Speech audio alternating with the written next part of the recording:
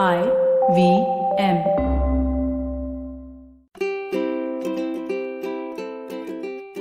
Hello and welcome to the Habit Coach podcast. I am Ashdin Doctor, your habit coach. And today we're going to be having a very interesting discussion on understanding the way that we think about food, the way that we think about our diets, the way that we think about our body, mainly from the way that our mind tricks us into either eating more or not appreciating what we're eating, and different aspects around this. Because I know this is something that I struggled with as well. I had major issues, I probably still do, with emotional eating. Every time something was stressful, I would just stuff my face and comfort myself down. So today we have a psychologist with us, Ashna Modi, and we had a fantastic episode. If you haven't heard that, listen to this. But this is completely different from what we discussed in the previous episode, so you can listen to this separately as well. We're going to be talking about the spiritual diet. So Ashna, welcome to the Habit Coach podcast. Thank you, Ashton, for having me once again. And yeah, let's start talking. I'm loving this concept because I love the word that you've used, or the words that you've used for this, the spiritual diet, right? Where did you come up with this idea, and tell us a little bit about it? Talk us through it. So when you talk about spiritual diet, so let's first understand diet, okay? So there's so many fad diets that are going around, lose weight, lose this, lose that, okay? But nobody really understands that it's not about losing, okay? It's actually about gaining the balance between your mind, your body, and ultimately your spirit. All right. Imagine if you're not happy with what you're doing, what are the results going to be? So if you're following a diet and you're doing everything, you're eating right, you're going exercising right, you're doing everything, but you still don't lose weight, or you are still not healthy. Losing weight again is another topic altogether, but you're not healthy yet. Why does that happen? Because somewhere you're emotionally and mentally, you're not convinced with what you're doing. All right. And therefore the concept of spiritual diet is that we feel along with the physical body, your mind and your spiritual energy, they all need to come together in order for you to make progress in terms of either losing weight or just being healthy. So that's where it's all come together from. So you said mind, body, and spirit, right? Mind people kind of understand. It's still a nebulous topic because you got brain. Then what is mind? Body, everyone understands. But now the spirit, what is that? What I'll do is, Ashton, because I know everybody gets into this whole, this whole demarcation of what is spiritual and what is that. Let's just say spiritual is something that you're connected to. Okay, something that when you're sitting by yourself, that this is the universal energy that you're connected to. It could just be, everybody has a different expression. So some people would say God, some people would say just being connected or just feeling an energy. So it is an energy that you feel, all right, which you feel that when you're by yourself and when you feel completely in sync, when you feel that you're balanced, all right, and you feel that you're in connection with yourself completely, and that's what we call the spiritual energy here. I know so many people who listen to this and say, hey, I've never experienced this, and I would love to, how do I even start thinking about it? What is the first step of understanding this aspect of spiritual? First step is awareness. Again, I know I keep saying that again and again. The fact that you want something, you need to kind of be aware that you want it first. All right. Okay. And second, I think you need to see, as I said, everybody's spiritual understanding of the concept of spirituality is very different. Okay. So I think you need to understand what your concept is. And you do feel connected in different moments of the day. All right. Different moments of the day where you feel so connected. Maybe it could just be that you're connected to your work and you just feel that connection. And that connection could be your spirituality. Okay. If you look at, when you're playing with somebody, with a child, maybe, all right, with a young child, and you're just so connected with them. Okay. So it's something which is seamless, something which is just making you feel one with yourself. All right. Where there are no defenses, there are no pretenses, there are no judgments. There is that one inherent feeling of love and happiness that you feel. So it's very interesting. While you were talking, the thought popped into my mind. Almost all of us have lost ourselves in things or activities. Right? So one way of talking about it is, I lost track of time. I lost myself in it. But the other way of thinking about it is I was so connected to what I was doing that there was no difference between me and what was happening. So many people experience this on the dance floor, for example, which is why dance is such a spiritual thing for some people. Some people experience this while cooking, where they get completely lost in what they're doing. They're in their own mind, in their own thoughts, stirring the batter, whatever it is that they're doing. Some people find it in the work that they're doing. Online gaming especially is one thing that, or gaming is a place where people lose it. And understanding that when you're so connected, maybe that is a glimpse of what we're talking about in terms of understanding your spirit. I could be completely mashing it up from what you were trying to say. But if you don't understand what we mean by the sense of connectedness, that is what you're talking about. True. And you can heighten that aspect and imagine if you're connected to everything that's there in the world around you. That means the same feeling that you had for the music and while you're on the dance floor, you have for this tree outside your window. And you and that tree feel like you're one. Imagine you feel like you're one with your coffee cup. What it is, and that slowly starts expanding.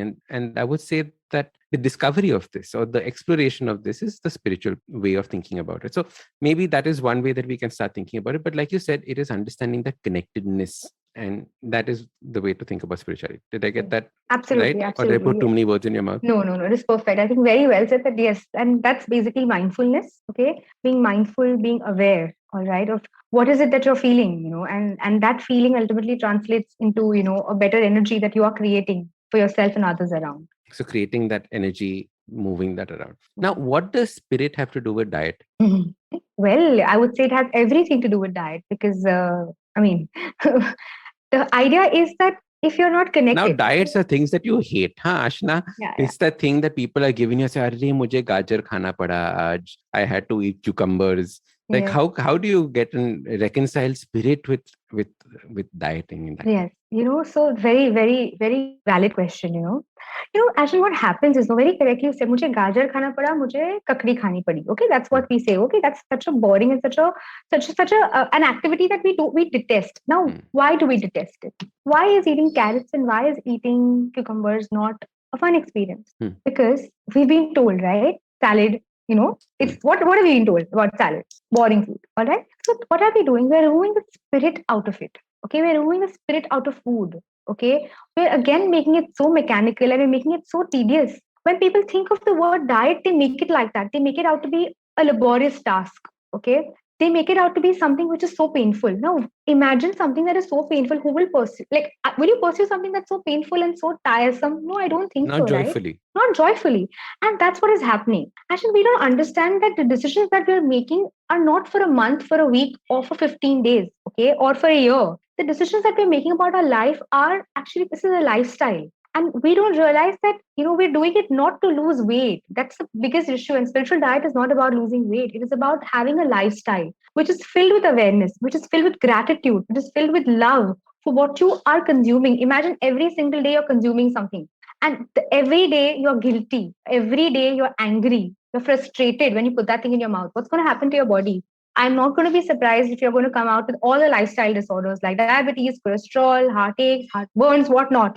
Hmm. So that is because every single day when you're putting things in your mouth, you're just putting it with so many negative thoughts and negative energies that are going in your system. So what is ultimately going to come out is also going to be that. So the way in which you're approaching your food or the diet is something that has to change. Absolutely. Correct. So how do we get down into that process? So, actually, first thing is that when you see a plate of food, like you've gone to a restaurant, and the first thing you see this amazing pizza coming your way, or this entire the whole gluten or whatever that things that you're telling yourself no to. Okay, it comes your way, and the first thing that comes to your mind, oh my god, if I eat this, I'm going to put on weight. When you see an entire platter of food, okay, especially when you're looking at junk food or you're looking at things that are unhealthy necessarily, okay, but when they come to you, and the first thought that comes to your mind is that if I eat this, I'm going to put on weight. Okay, so before you put that in your mouth, you've already put on it. Okay. So that's how it is. So actually more so I would Like really I like. constantly say that, oh, today I went out and ate kachra. Hmm. Right? That is something that I very often say, and Hmm. and I was called out on it on Instagram once by somebody saying, "How can you call food kachra?" And I was like, "Yeah, but like it doesn't do anything good for me, so it's kachra." So you're saying that I should start thinking about it maybe differently. Because Ashton, when you were consuming that kachra, okay, what was happening to your mind? It was happy, right? You enjoyed the food, and that's what the purpose of that food was. So then that you're saying that your happiness is equal to that. Is that what you're saying then? Right? Mm. So if you enjoyed something, that's what happens, right? This whole cheat day business. Oh, today is my cheat day. I will do whatever I want. I will eat the entire month's food today. Mm. Okay. Now, fair enough, if your body can survive that, it's a good thing. All right. But why cheat day? Why not a treat day? Mm. Why do we call it a treat day? Mm. Right. So the thing is, we are only telling our body and mind that what you're consuming is not good for you, and if you do this, this is gonna what's gonna happen. So look at your self-talk. Okay, the self-talk is absolutely negative. All right, and there are days when you indulge in something because you just want to. All right, knowing where to stop is actually the key to everything. Okay, the problem is that because you stop yourself so much, there comes a breaking point where you don't know where to stop. Because what have you done? Our body is so beautifully designed. It has a mechanism which tells you stop eating now. we are not listening to our bodies. Okay, we're listening to what our dietitian is telling us. Okay, we're listening to people who are telling us that you should only eat, you should fast for 16 hours and then eat. But what if I'm hungry at 8 o'clock in the morning?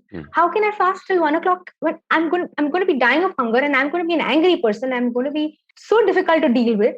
Okay, so are you listening to what your body wants? All right, you're not listening, and because you're not listening, your body is not listening to you. So how do you start listening? It's actually just awareness. Your body is always communicating. You know that's the sad part, no, Ashton. We rely so much on what others or what outside messages are telling us, but we don't rely on what our body is telling us. You have to listen to what your body is saying. Your body Listen, will tell Ashna, you. my body tells me to eat chocolate cake and fudge and brownies all the time. Okay, now that is what my body keeps telling me, saying that, oh, Ashtin, box of chocolates, box of chocolates. Now I So know that is does not. your body tell you? Does your body tell you eat the entire box of chocolate?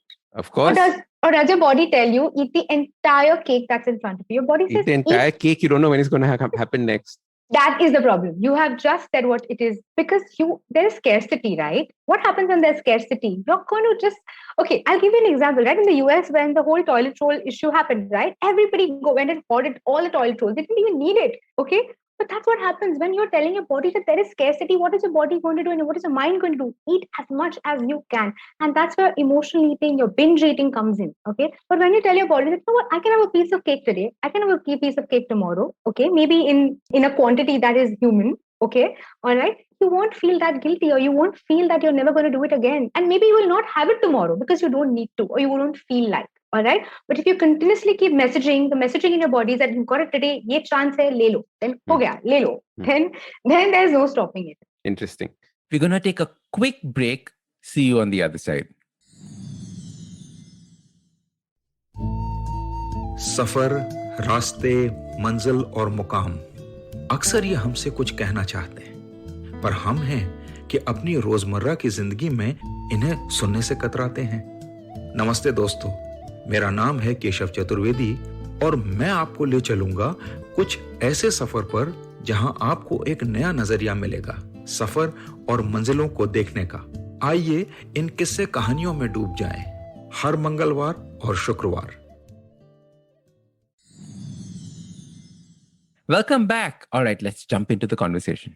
So how do we start this process of spiritual dieting? Take us through the steps on how to start thinking about it and what we can start doing from today onwards. So the first thing is that our body, okay, the basic things it needs is food, sleep, exercise, or moving. I would call it moving. A lot of people can't exercise, so just moving. All right, movement is so important. Okay, we need to understand that there's a connection between the physical body and the mind, which plays a very, very important role in maintaining good health. All right, now let's look at food. Okay, you know, when you think of food, our society has given so many connotations when it comes to food. Food is festive, food is, you know, religious, food is, you know, food is like warmth and food, so many emotions that we have attached to food. All right, and that's why sometimes there's so much confusion, Ashton, that when you think of food, should I eat, should I not eat this? You know, it's, am I indulging, am I doing that? Okay, the first thing I would like to I think this is something I tell a lot of my clients about. This is something called as a broccoli test. Okay, like simply ask yourself this question. Okay, would I eat broccoli right now? If the answer is yes, then you're physically hungry. Go ahead and eat. If your answer is no, then you're just emotionally hungry. Okay, you're not actually hungry for food, you're hungry for something else. It could be stress relief, a distraction, a quick escape. Okay, the idea is that when we are physically hungry, any food is appealing. Okay, if the thought of vegetables doesn't sound appealing, you're not really physically hungry. All right, so ask yourself if you're really hungry or you're emotionally hungry. All right, the first step is always to overcome emotional eating. Okay, is being aware of it. Better awareness leads to better decisions. Okay, and better decisions ultimately will lead to better results. You know, so I think the first step is understanding if you're emotionally hungry, and if you know that, okay, you need to work towards that. Okay, like I've heard so many people saying, you know, eat less and move more. Okay, I don't think that's really right. Okay, it doesn't address the psychology behind weight loss. So what if you eat less and move more? Okay, these taglines that keep coming up, eat less, move more. If you're not physically going to be able to give yourself the right nutrition, movement will also be detrimental then, you know. So tactics without the right habits, you know, mindset and psychology, it's just not right. You know, it's like, you know, getting a weight loss surgery without understanding why we're overeating in the first place. All right, so if we don't understand the root cause, we are delaying the inevitable, that is gaining the weight back, you know. So that's really important. So without a foundation, our efforts are just a waste of time, and that's why diets don't work, I think. Yeah. So, you know, when you are saying this, which is that understanding when you're hungry, most of us don't know when we are hungry, right? We realize that we're eating once the food is in our mouth, right? How do we break that aspect of it, or how do we at least understand that? Most of, like, I've done enough research on this because I'm a big advocate of intermittent fasting, although right now you just said that you should not be fasting and all of that, which we will take offline. But apart from that, I'm a big believer that human beings don't know when they're hungry because they don't know the difference between hunger and thirst, right? And as a result, you're thirsty half the time, or you're bored half the time, or you're stressed half the time. These are the three things that I normally tell people to go as this checklist. And only then, if you realize you're not bored, if you're not stressed, and if you're not thirsty, then eat something. But getting to the point of hunger, most people have not experienced hunger in their entire life because they've always had access to food. So, waiting for the point of hunger, according to me, does not make sense because people are constantly eating. How do we understand and bring awareness to the constant eating that is taking place? Yeah, I mean, food is always available. That is definitely there. But I think structure, structure, dedicated hours to when you should, when you think your body needs food, and again, listening. Okay, I know that, I mean, I've said this before also, but there are signs that your body gives. Like you will know that, there's a pit in your stomach, which says that, okay, it's time to eat, or there's some kind of food that needs to come in. There's constant signaling that is happening, Ashton. So I understand that over the years, we have lost those signals. Okay, but it's time to rebuild them. It's time to really listen. As you said, thirst, yes, I completely accept the point that yes, there are, it's difficult to differentiate. All right, okay. But if you are listening intently, I think you will come to a point where you know that, okay, this is when I'm hungry. So for example, when you wake up in the morning, okay, yeah, when you wake up in the morning and after a couple of hours, you will know that, okay, I need to put something in my stomach. I am hungry now. All right. So I think listening along with having a routine is very important. Having a structure, knowing that these are the hours that my body feels hungry. For example, when I wake up at this time, this is when I need to eat something because I feel hungry. All right. Maybe in the afternoon, there's a particular time in the afternoon. Okay. So if you set a routine for yourself, okay, if you set a structure that these are the hours where I normally feel hungry, and you eat at that time, believe me, your body will fall into a system where it will ask for food at that time. Okay. And this is not from a book. This is from my own life. This is exactly what I do. All right. I have certain times, I have certain hours in the day where I eat. And there are certain times where I just don't feel hungry and I don't eat. All right. So structure, routine, and listening. Okay. Listening to your body. There could be days where you're just not feeling that you want to eat something. Then listen to your body and don't eat. Just because you've decided you have to eat, you made a meal, you have to eat. That doesn't mean you eat that time. Maybe you eat a little later. Okay.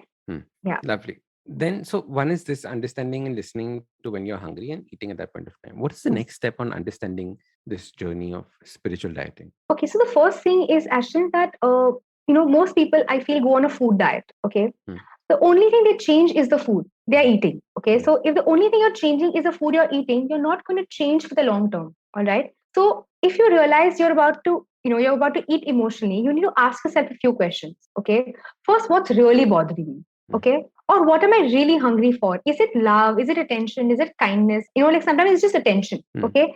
All right. What can I do about it? All right. So we understand, but then you do nothing about it. So what is in your power that you can, what can you do at that time? Okay. And this is a kicker question. Okay. Like nobody has an answer for this. Why don't I do anything about it? All right. When you're emotionally eating, you're choosing to be powerless. Okay. So it's like, I know it sounds really like a motivational thing right now, but it is like that. It is the truth. Okay. We're choosing to be powerless by going into what I call a food trance. Okay. In the food trance, our mind finally turns off. Okay. All of our stress, worry, and everything that overwhelms us just vanishes. Okay. Whatever was bothering us is no longer on our mind. We're only focused on the pleasure of what we are eating. Now, what happens is a few seconds later, when we are done eating, or a few minutes or a few hours later when we are done eating, the good feeling goes away and we're left feeling guilty and regretful. This is one of the reasons why food can be addicting. Okay. We want more and more of that pleasure. Okay. Shortly thereafter, the very reason we were emotionally eating comes back because you've not dealt with it, right? So emotional eating is just suppressing your feelings. It doesn't change them. That's a big difference. Okay. It's like an annoying, salesperson who keeps coming to your door, keeps knocking. And till the time you don't open the door and tell the salesperson that, what, I don't want this, or I don't need this. Okay. It's going to keep knocking. Okay. So we might as well answer it sooner than later. All right. So it's up to us, I believe we want to choose to be powerful. Okay. And if we want to, then we have to do something about it. All right. So otherwise it's not going to stop. So emotional eating is victim mentality as well. The world is doing this to me, so I deserve to be eating this. And coming back to our first podcast on deserving, I deserve this entire big cake because everyone is being mad or horrible to me. So Actually, it would be entitlement over here, I think, more than deserve. I'm entitled to this cake because everyone's being mean to me. At least I can eat this. Yes. Okay. So victim mentality is the big aspect of understanding emotional eating. So you guys, if you all are emotionally eating, that means every time you're stressed or if you don't know what to do with yourself or with your emotions and you're eating, understand and figure out what is the victim mentality here and realize that you can take charge of your life and do something about it instead of just relying on the eating to make you feel better. Right? Make sense? Perfect. Okay. So one is this aspect of emotional eating. What is the next step that people should take on this? The next step is, Ashton, most of us are very scared to make changes in our life or to grow or to evolve. Okay. See, our metabolism rates are not the same as they were when we were 10 and 12. Okay. So we have to change. Our lifestyle has to change. Okay. And we have to be open about it. Most of the times, we do things for a short term. Okay. And we think it's going to last forever. It doesn't work like that. Every day is a decision that you're making. Okay. Every day is the mindful step that you're taking towards your health. Okay. You are choosing every day. So you're choosing the kind of life you want also. All right. You're choosing the kind of health, you're choosing the kind of, food that you're eating. It's a choice that you're making every day. Because the culmination of that is what is ultimately going to be a healthy body or a healthy mind. So lifestyle change and accepting it and not feeling miserable about it is something that I think people should start developing. How do you do this? How do you do this? Okay, that is interesting. So one of the major ways to do it is being aware of what you're doing and why you're doing it. A lot of times our reasons are only not correct. Okay, like I'm losing weight to fit into that dress. Okay, the dress. Now, after the dress is gone, will you put that weight back on? No, right? You're losing that weight or you're losing those extra, calories or whatever you want to call it is because you want to be healthy. And you want to be healthy because you want to do things in life. You want to explore the world. You want to travel. You want to, work well. You want to be an energetic person. So what are your reasons for what you're doing? If you're changing your lifestyle, why do you want to change your lifestyle? Okay. Not because the doctor said it or not because my parents are saying it. Okay. It's more because it is something I want to do for myself. So Ashna, I remember when I was growing up, it was all about the quantity of food that I could eat. Okay, like how much could I out-eat my cousins? Who could eat more of the dal rice? And I have memorable moments when, we would go to a restaurant. My dad would tell the restaurant owner, "Arey, tapeli charao, put more vessels on. Ashtin has come. He's going to eat everything that's there in the restaurant." How do we start thinking about quantity and how do we start eating mindfully with quantity? Ashton, because you just said this, I just remember something right now that, when you go to an Indian household, all right, when you have guests over, the idea is to feed them, not to give them a meal, but to feed them. All right. Okay. And in that process, people force you, they tell you that, they'll feel very bad if you don't eat it, So these are cultural cues also that are constantly fed into our system that we can't say no. Okay. Because somebody else will feel bad. All right. Or, if you say this, they won't like it, So if you're going to somebody's house, you have to eat a full meal. Otherwise they will feel upset that they cooked so much for you and you didn't eat it. All right. Roti ko ginna nahi chahiye.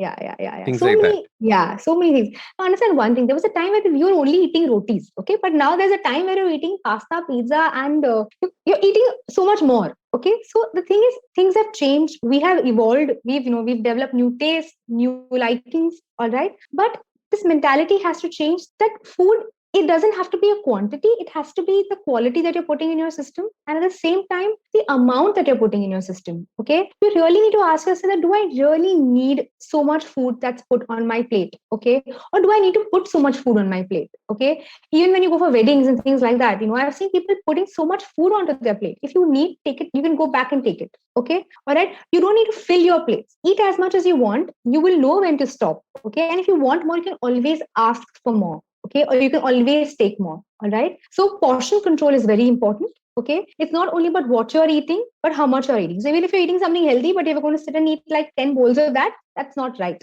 All right. So portion control is extremely important. And the how quantity. Do you do portion control mindfully? Like, how do you know how much is enough, how much is good from a intuitive eating or from a mindful point of view?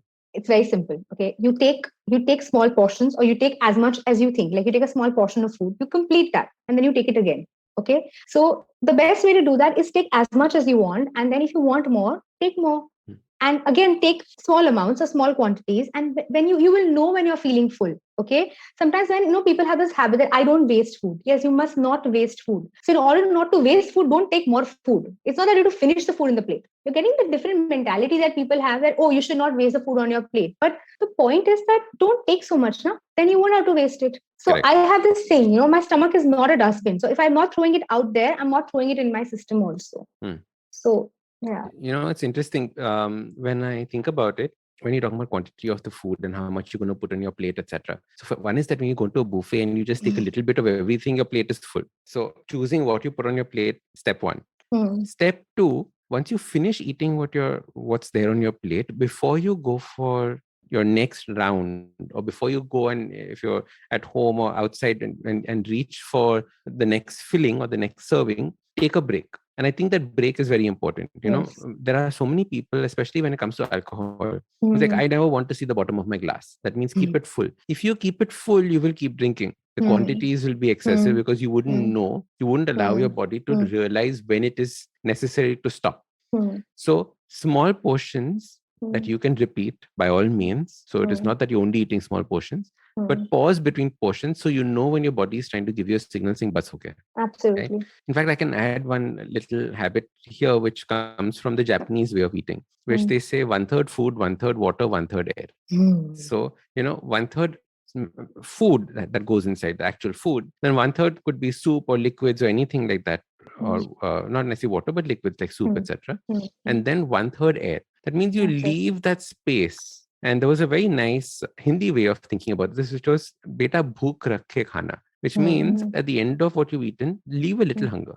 Yeah, leave a little space, yes. A little bit of hunger should be left. So I think figuring out how you can reach these aspects of mindfulness is the next step. And like you said, it all starts with awareness, coming back down into knowing where you are, what it is that you want, why you're doing this, and ultimately, why do you need to make the change? There's so many people who say, oh, I need to lose weight, I need to lose weight. Why? Everyone's telling me, that is not going to cut it. So making sure that this happens is very, very important. Ashna, anything that we missed out that you would like to tell our listeners? No, I think you beautifully summarized it, and just that guys face issues, so rather than facing, facing our stuff rather than stuffing our face, that should be like the solution, because a lot of times you're not looking into yourself, you're just looking outside, you're looking for reasons why you should do what you're doing, sit down, reflect, introspect, and ask yourself that what is the kind of life that I want to live, do I want to live a balance, do I want to live a healthy life, and how do I create it? Is it a one-time thing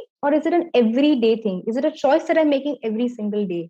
All right. That's very, very important. Is it an everyday choice? Because ultimately consistency outperforms and beats intensity. So we want consistency. We don't want a crash diet. We want a lifelong change. Lovely. Ashna, how can people reach out to you, take this discussion forward? Do you conduct courses on this particular topic? Yes. So we have a 3-month training program. It's called the Spiritual Diet, where we work at the physical, the mental, and the emotional level. All right. Wherein we help you find the balance. And that's how we help you kind of get to the weight or kind of help you feel balanced in your own body. All right. So that's what the whole aim is, that, you come to a space where you are accepting of yourself and others around with this whole beautiful relationship that you're creating.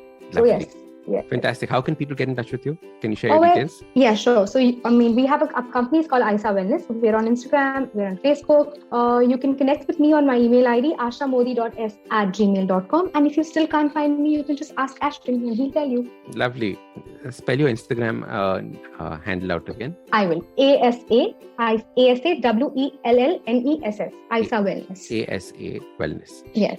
Lovely. Perfect. All right. Ashna, thank you so much for coming on the Habit Coach podcast. Thank you for having me over. A lot of love and gratitude. Thank you so much. Thank you. So start these habits and share with us your progress using the hashtag #TheHabitCoach. If you like this podcast, don't forget to check out other interesting podcasts on the IVM network.